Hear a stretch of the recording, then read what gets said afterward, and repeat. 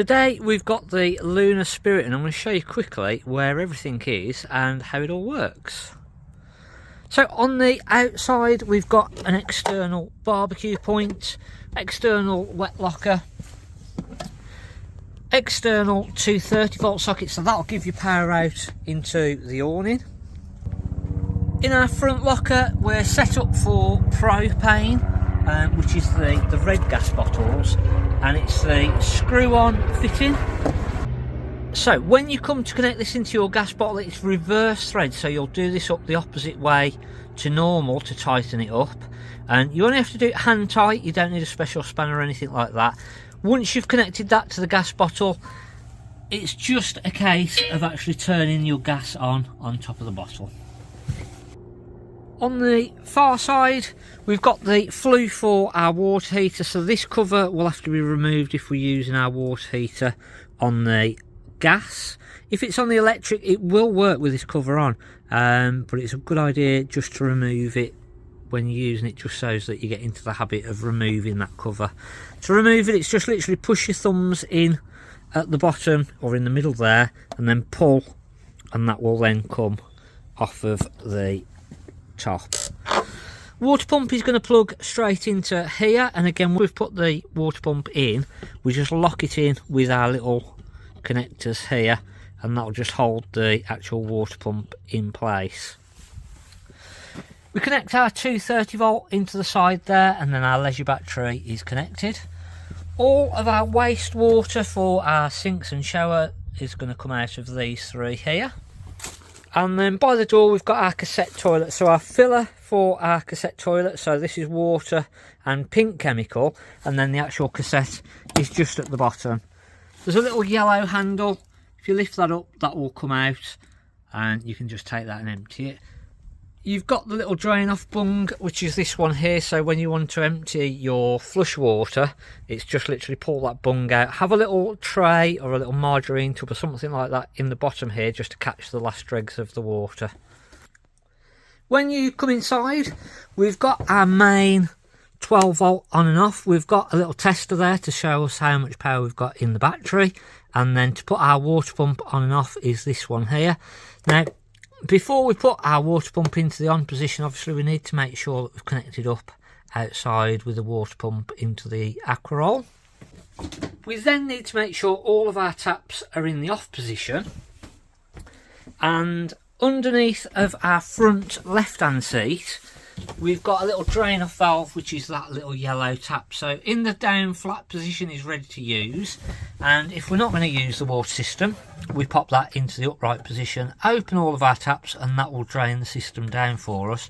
But then when we come back in, just make sure that is down flat, all of your taps are closed, and then we can put that water pump switch into the on position.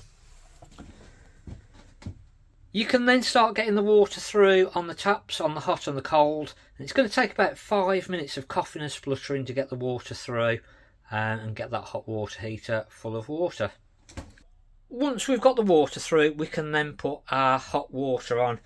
Now, to put our hot water on, if we want to put it on electric, is the switch on this left hand side, so that is your hot water on electric. And then just underneath of the side by the kitchen area we've got our gas, so the Truma Ultra Store is again our hot water, and this is on the gas at this time with the little thermostat in the middle. Once you've got that on, you can then set the temperature of what you want that hot water to be on the gas. On our electric it is just set to 70 degrees, so it is just literally on and off, there's no temperature control. Again, we need to make sure before this hot water switch is ever in the on position that we have got all of that water through the system. We've got a nice flow of water on the hot taps, and you want to make sure that the kitchen, the bathroom and the shower taps have all got a nice flow of water on the hot tap side before we put that water heater into the on position. The switch to the right hand side is actually for our heating. So this is going to control the electric side of our heating. So we have to put this one into the on position, and then back up underneath by the kitchen area we've got our controls for the fire, and you'll see in the middle we've got a little green light that comes on and off.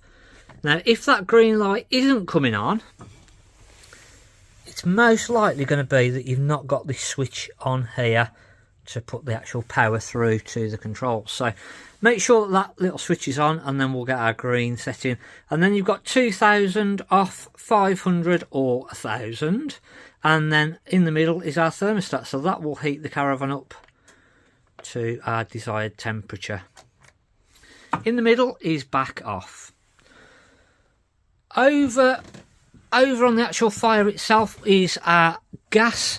So if we wanted to put the gas fire on, we'll turn that round to the 10. You'll hear it start ticking. You'll hold this in. The gas will stop ticking, and then as we release, you should hear the fire roar up. All the way back to 0, and that will turn the fire back off again. And then over on the left hand side we've got our blown air heating controls. Now the A is going to automatically work with either our gas or our electric heating that we showed you earlier.